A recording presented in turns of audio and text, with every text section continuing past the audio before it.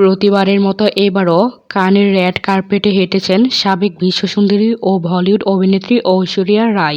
১৪ মে ফ্রান্সের দক্ষিণ উপকূলীয় শহরে বসেছেন শোবিজ দুনিয়ার অন্যতম বড় চলচ্চিত্র উৎসব কান।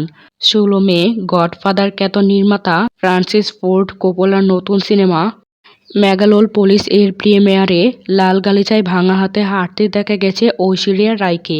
এর আগে ১৫ মে চোট পাওয়ার হাতে মেয়ে আরাধ্যাকে সঙ্গে নিয়ে কানের উদ্দেশ্যে ভারত ছাড়েন এই সাবেক সুন্দরী। প্লাস্টার করা হাতে মুম্বাই এয়ারপোর্টে তাকে দেখে অনেকেই চমকে গিয়েছিলেন। সেই প্লাস্টার করা হাতেই কানের রেড কার্পেটে দুটি চড়ালেন ঐশ্বরিয়া রাই।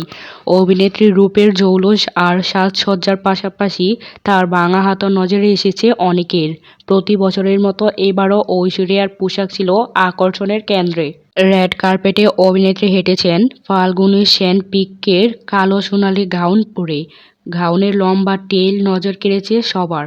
লাল গালিচায় ঐশ্বরিয়ার কালো রঙের জাদু মুগ্ধতা চড়িয়েছে উপস্থিত দর্শকদের। ডান হাতে সাদা প্লাস্টার আর পরনে কালো গাউন যেন চেনা ছন্দে হেঁটে চমকে দেন অভিনেত্রী। কান চলচ্চিত্রকে দীর্ঘদিন ধরেই ভারতীয় হয়ে প্রতিনিধিত্ব করছেন এই সাবেক বিশ্বসুন্দরী। তার বেশিরভাগ পোশাক ফ্যাশন উৎসাহীদের কাছ থেকে বেশ প্রশংসা কুড়িয়েছে। ২০০২ সালে কান চলচ্চিত্রের লাল গালিচায় ভারী গয়না পরে হেঁটেছিলেন ঐশ্বরিয়া। ওই বছরই তার অভিনীত সিনেমা দেবদাস প্রিমিয়ার হয়েছিল সেখানে। তখন অভিনেতা শাহরুখ খান ও পরিচালক সঞ্জয় লীলা বানশির সঙ্গে উপস্থিত হয়েছিলেন।